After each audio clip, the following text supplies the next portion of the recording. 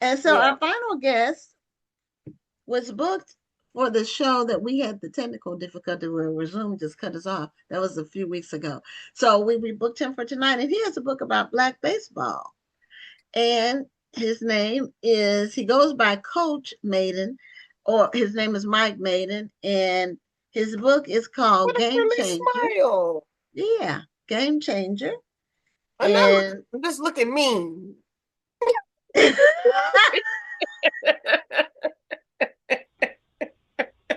so, Coach Mayden, welcome to Black Authors Matter TV.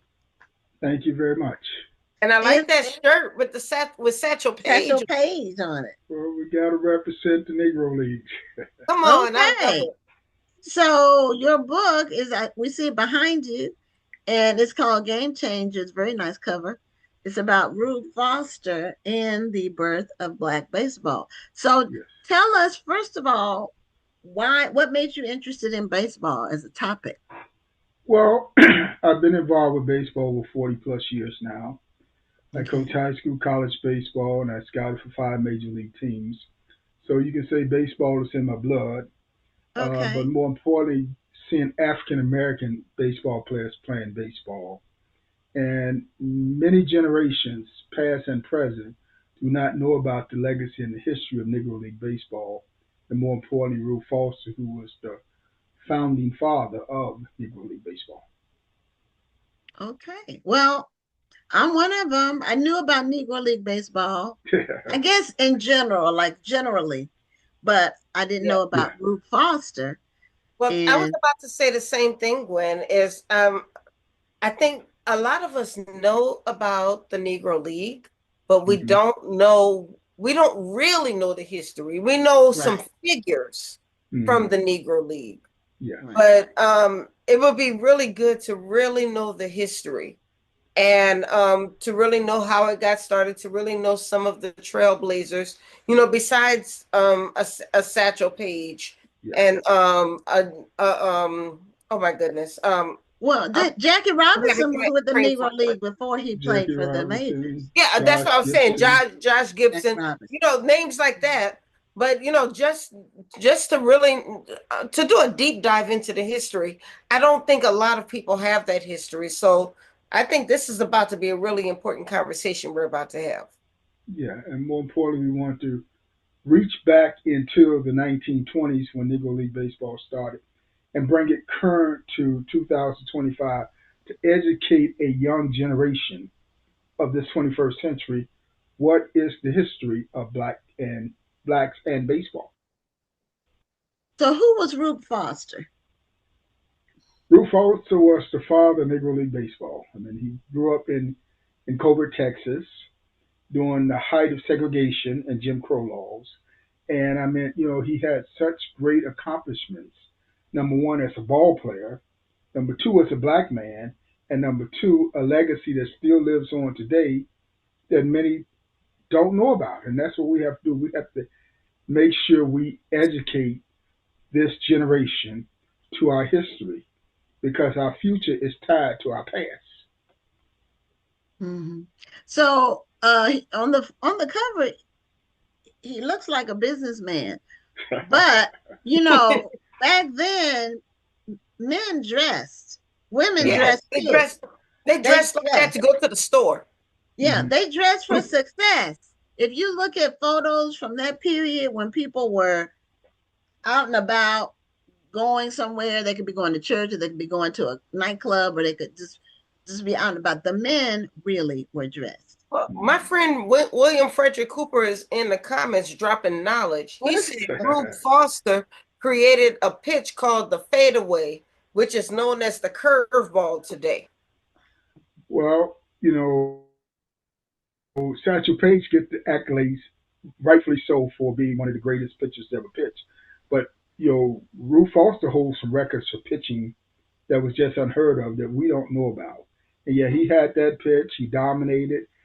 He had a streak where he formed Negro League teams that basically set baseball records for wins in the history of baseball that still stand today.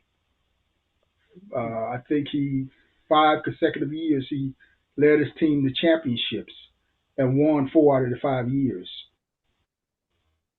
He established himself. And let me just comment too. You mentioned that he looks like a businessman. Mm-hmm. A lot of people don't know that back in the 1920s and 30s, Negro League Baseball was the number three grossing economy in the black community.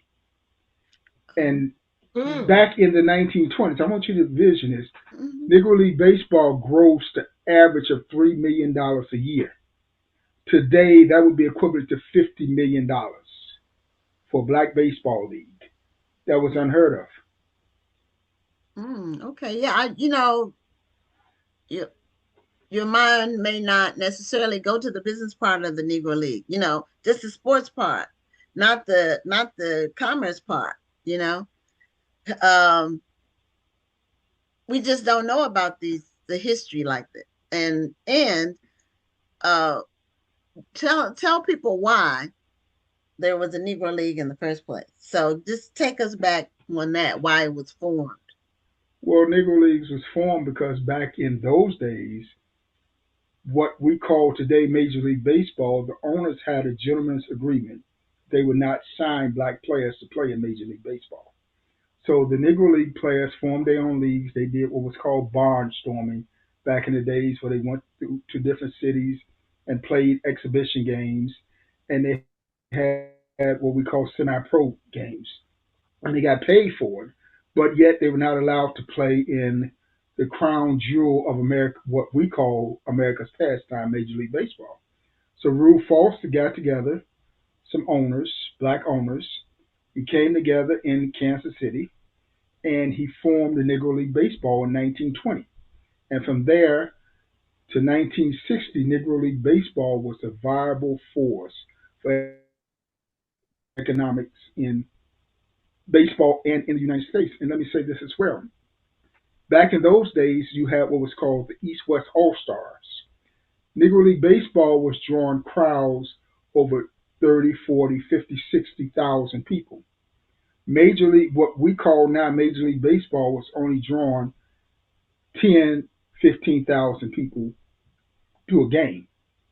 So Major League Baseball, basically, we hear about Jackie Robinson and Branch Rickey going out and get Jackie Robinson to integrate baseball, but they don't really tell the true story.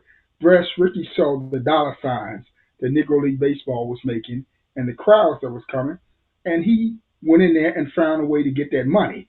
That's what it was all about back then. Yeah, that whole economic piece. That's too much money left on the table. Too much money. And Black wealth. and Black but it wealth. That's the key right, word. black money. But it was over for a long period of time. Well, 40 years is a good amount of time for them to ignore it. And that means they were playing through the Great Depression. They were playing through the Depression. They played through the racial segregation that they had to go through. They couldn't stay at the hotels. They couldn't eat at the restaurants. They had to travel on buses that they would spend money to gas buses up at the gas station, but they couldn't go in to eat. The players endured some real hardship as Negro League Baseball players, and we tried to embody all of those things: the baseball, the sports, the economics, and the life that they lived.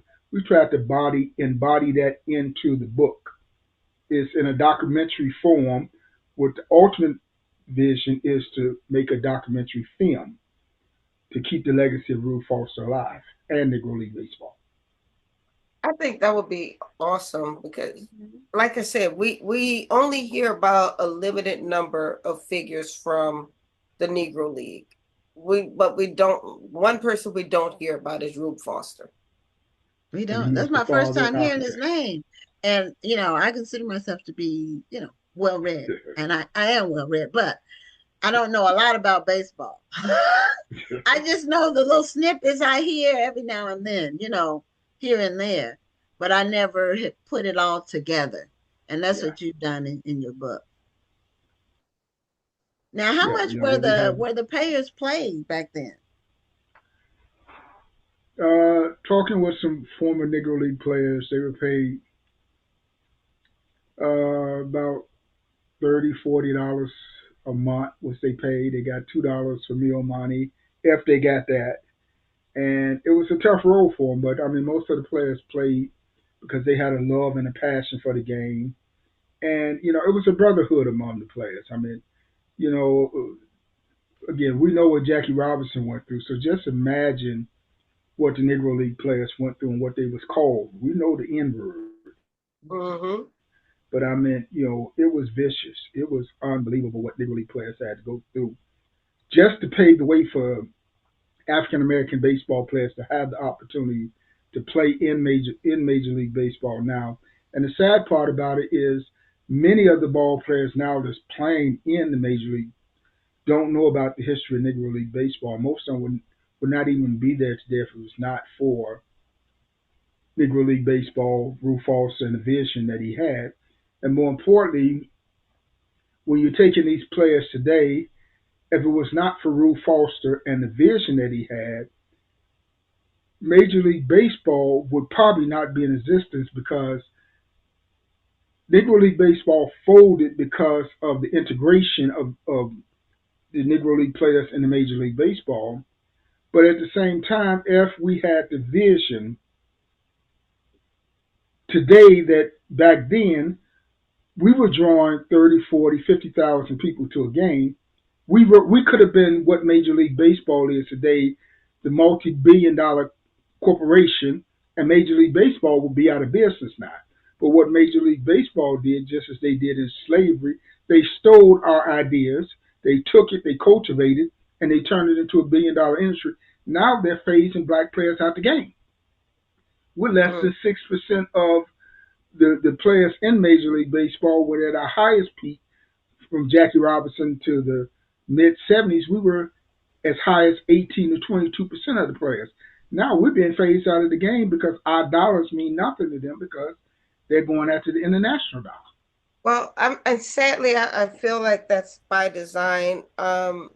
If you look at the history of the NBA, at one time, white people had actually stopped going to the Mm-hmm. basketball games because they felt that the NBA was getting too black.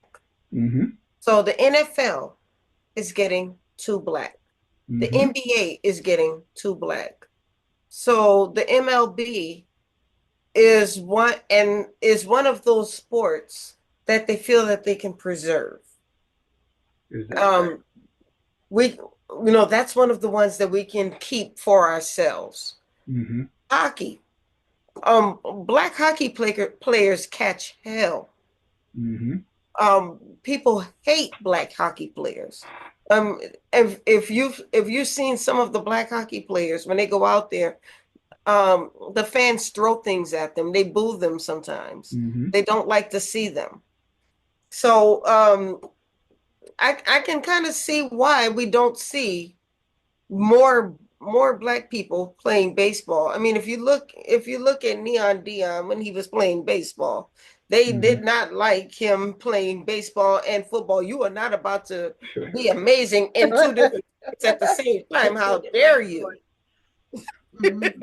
And somebody It's else not did it about to too. happen. There was another athlete that played baseball and Yeah, football. Bo. Yeah, Bo yeah, Jackson. yeah, yeah, Bo Jackson. Yeah. So, yeah, that's tough anyway as an athlete to Mm-hmm. be playing year round like that. And in some parts of the year it crosses because the baseball season extends to October and football starts in August. So it would be difficult to do just from an athletic standpoint. But Well, I did have another question. unfortunately, there are enough black people that they don't have to play both sports. Oh, I know. I'm just saying for those two, that would be hard. It couldn't last that long. It's just that's a lot of athletics. And Yeah, you can there's get some more. hurt. There's some more good history in the comments. It Sharon is. I was J. just Hill, reading it. yeah, says she was honored to know Mr. John Evans in Georgia, who was a player on the Plus Five. The Indianapolis Clowns were a Mm-hmm. legendary barnstorming baseball team in the Negro League, and he became the first black commissioner in DeKalb County, and ultimately the look-time president is Long time. Long time. oh I think long that's what time. she meant. Okay. The Hmm. longtime president is President. the DeKalb NAACP branch president. The president of the DeKalb NAACP CP. branch. Mhm. I think that's what she was saying. Hmm. And then Phyllis Dixon asked the question I would love to hear your answer to. She asked, how can we encourage young people to play baseball? Well, I think more importantly, they have to see an opportunity. I mean, as I tell people, being in the game 40 plus years, having scouted and coached, black players are not seeing black players play in big numbers on a major league team. Hmm. And my opinion, my personal opinion, partly that's by design, but at the same time, my experience having coached high school baseball in the Chicago Public League, if a, if a black player doesn't go to a predominantly all black high school, he's not going to play on that high school team. He's not going to make the team. Look at Michael Jordan. He got cut from his high school team. If he's not on his high school team, he can't be recruited to play college ball. Hmm. And the dirty little secret that Major League Baseball will not touch publicly is the high school and the college is the recruiting ground for which they draft players from. So if they're not seeing the black players on the high school level or the collegiate level, they don't have a pool of ball players to draft from. So they use the excuse that the black players are underdeveloped, they raw, they 2 to 3 years behind the polished ball players, so we don't draft them. But what we have to do is we have to get our own leagues. We have to have our own summer leagues, our own travel ball leagues. We have to either have our own independent league where we develop ball players, get them ready for the major leagues, and then do just like they do with the overseas leagues.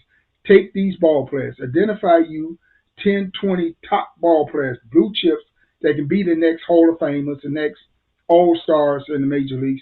Take them to Major League Baseball doorstep. Say, here's 20 qualified baseball players that can play in the big leagues. Sign them, or we go raise hell. We go raise hell. We're not giving players the opportunity, and they cry. You ask most players and major league players, especially black, why do we not have the question more black players playing? They say because baseball is too expensive and they're being priced out of the game. Kids can't afford trouble. There are black parents out there that have money, but their kids don't have the opportunity to play in competitive leagues and develop their skills. And if they wind Coach, up playing, do you remember that team that played in the I don't remember the name of the World Series, the Children's World the Series, Little League World Series, the Little League World Series, yes. And it Jackie was a Robinson black West. team that Jackie they Robinson went West. all the way to the championship, and they were so good. Mm-hmm. And as soon as they were good, it's like the world started working against them and tried to do everything they could to discredit them and tried to take away their accolades by saying that the coach Mm-hmm. cheated by recruiting kids who were outside of the district and tried to take away their championship. I remember that well. Jackie Robinson West. Actually, the team plays exactly a half a mile from my house. So Mm. I knew Oh. most of the players, and I knew the coaches. Yeah, they Some were of the from coaches, Chicago. You're right. exactly. Some of the Oh. coaches that coached the team, I actually coached when they was playing baseball as little kids or shorties, as we call them in the hood. I actually coached them, but again, 2 points. I tell people, Jackie Robinson West, they captured the hearts of the nation, not only the black community but the nation, because you saw this all black team, never before seen in our time, Hmm. Yes. playing on a national stage, and they Yes. was good and they International. won. Hmm. And I tell people my experience as a coach. They've been playing all these years. Jackie Robinson been around for years in Chicago. Matter of fact, everybody knows the Jackie Robinson, Joe Haley and Jackie Robinson West in Chicago. They've been playing all these years. What they finally made it to the national stage, and people realize you see Japan and China and Taiwan and all of them in the Little League World Series. You never see an all black team. This was the first time. This what excited the world. This is what I'm saying now. They're black kids playing baseball, but they're not given the opportunity, not given the exposure. So consequently, You're not seeing them in the college level. And even your HBCs that used to be for black ball players, now they non African American players are getting scholarships to go to HBCs as white and Hispanic players Yeah, that's true. because My they've daughter taken over went the to HBCs. HBCU and she told me that a lot of the white students are athletes on baseball and golf and tennis. And they're getting Um, scholarships yes, they're getting scholarships. I forgot that as part. minorities. Yeah, well, they are a minority at HBCU. Well, that's my That's not a point. thing. It's Everybody know how to beat our strange. system. It's a strange world we live in. Okay, William Frederick Cooper said, "Have the inner city children lost interest in baseball because it's easier to excel in football and basketball?" No, again, that's the myth that's being put out there that kids are not playing. The inner city kids are not playing. First of all, there's a decline of baseball all over the United States in all communities, white communities, Hispanic. Baseball is on a decline as a whole. Okay. Black kids have always played football, basketball, and baseball, and some of them play multiple sports, as you just mentioned. Bo Jackson, Hmm. they play multiple sports. So, no, kids are still playing baseball. They're just not given the recognition. And the high-profile kids, the kids that would be considered prospects, again, they can't play on teams because in order to play on the where they go get disposed, they got to play on the white teams. And if you look at the white teams, at most you got one or two black players on the team, and usually they the designated pinch runner or they the pitcher that come in. But they can't get in the lineup. They not go have 5, 6, 7, 8, 9 black players on a white team. So they're Hmm. not getting the opportunity. They still playing baseball. Yeah, the number has declined, but kids are still playing baseball and they're still hungry. They're still chasing that dream that they want to play in the big leagues one day. But they got to have that opportunity. Yeah, my brothers both played little league. We used to go to the games, so that was back in the day. But they both played baseball, and in your neighborhood, that's what you did a lot of, playing baseball. Even the girls played too. Yeah, we had some I girls back in the played. day. You was a little We tomboy, huh? well, yeah, I was actually. Shoot, there was a girl picture on the on Jackie Robinson West, so let's not get it twisted now. She wasn't on the West, but yeah, I forget her name. But yeah, she did. She played in the Little Yeah, League World Series. didn't she wind up joining the Harlem Globetrotters? Yeah, yeah, I did see that a Okay. little while back. Oh, okay. So, um, how would you make people more aware, or does the media play a role? Like, we don't really see baseball players in our media either, like magazines or anything. You rarely see them. It's more, I guess, because we dominate basketball and football so much. That's where the attention is. But um, how can baseball get more attention? Well, your book is going to do a lot to help that effort, but Yeah, we rarely see literature about this topic. I mean, the desire and the appetite is out there. We have to create the venue, just like Ruth Foster had the vision to go out when blacks were denied the opportunity to play in major. He had the vision to form their own league. They say we need travel ball is taking over the game in a lot of ways, and it's costing kids a lot of money. But again, you got a lot of black kids that's not getting an opportunity to play in high profile settings. We need to have summer leagues where these kids can come together and play baseball. And I'm talking about the top of the line, not just Mm-hmm. a baseball player. I'm talking about the blue chippers, where Mm-hmm. they can come just like you got the McDonald Classic, where these guys come together and they play and showcase themselves. We need a league, a summer league, where these guys can come together and showcase themselves. Then we need an independent league, which is equivalent to a professional baseball league, a minor league schedule, where we can bring these guys together. We tried to do it 40 days, 40 games in 40 days. We tried to get it going a few years ago, but you got to have the support. You got to have the financial support to keep Mm-hmm. it going. And see, this is what black people have to understand. We have to pool our dollars together not talk about what we need to do, but we need to have the financial resources to make it happen. I mean, I can put together Mhm. 10 teams that will have the top ball players from all over the country, black ball players, and again, put them before the major league teams and force major league. You know, there was a big cry about 10 years ago when they start the media again. Media plays a big part Mhm. in it too, what exposure we get. But they start to make noise about the decline of African American baseball players in Major League Baseball.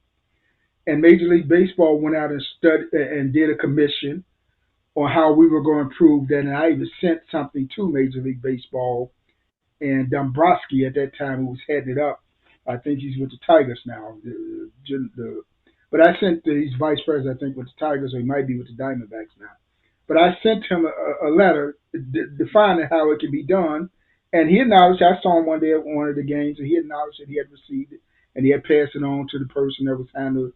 But they came up with a plan where they came up with these diversity programs and minority programs in the inner cities. And what they're doing now is they got some former major league players that go out for a weekend and run a clinic, give black kids some baseball gloves and baseball bats. Now, anybody been in baseball know that's a great PR move. But for you to get tutorage on how to play baseball for 2 days, not gonna make you a better ball player. You need constant teaching, development, this and that, because the reason why the game is being taken over by these Latin and third world country players is because Major League Baseball has invested baseball academies in those third world countries, in Puerto Rico and the Dominican Republic, and these countries. These they have year-round baseball academies, not a 2 day clip where Major League Baseball players go around and do a clinic, get players, black players, a bat in the glove in the inner city, and say we got these urban initiatives to get these ball players, and then we go have a college league for the HBC players, but they're not drafting them. Mhm. Baseball and sports is driven by data and statistics, and I challenge them check all the data and statistics. Since they started these urban initiative programs, it have not increased one black player making it to the major leagues. It have not. These are showcases they do because they're not interested. They're not interested in black players playing in Major League Baseball because I tell people, and again, my experience, I tell people, look in the stands. You can count us on one hand that's in the stands. So we have Mhm. no value to them. It's all about the dollars. Yeah, economics normally does drive everything. And also, the creation of a commission is a classic politician's dodge. Generally, when they create a commission, they're not going to do anything. It's all for PR. Just you heard it here from me. Anyway, game change. Just wait. My piece of it, what we as a people also need to do, we need to take responsibility as well. Going by what Coach just said, we need to stop saying these words. Black people don't. If we Mm-hmm. stop saying those three words and start supporting our black people when they're doing things that are not traditionally black sports, like The supporting our gymnastics black guy. baseball players, supporting our Mhm. black gymnasts, Mhm. supporting our black bobsled athletes, whatever it is, just supporting black athletes in general, and start going to these games and start supporting these games and start showing that black dollars count in these capacities as well, then we can probably get a lot more support in those areas as well. That's just my piece of it. Well, Let me it takes leaders to do that too, because people need to have something to sow into. So we're at the end of our time, end of the show. So can you let people know how they can connect with you, Coach Mayden, and buy your book? well, they can go on our website at feoa.info. That's for Future Entrepreneurs of America, feoa.info. Okay. Or you can go on Amazon and just Google Game Changer, Drew Okay. Foster, and Black Baseball. And it'll come up. Get that book, keep us rolling, and we'll be more than happy to come back in another time and share more information. Well, keep us informed, and if you have a GoFundMe or something like that, where you can have a project where people can sew into it, then let us know, and we'll have you come back to talk about it. I appreciate it. Thank you very much. Okay, have a Thank great night. you. You too. Goodbye.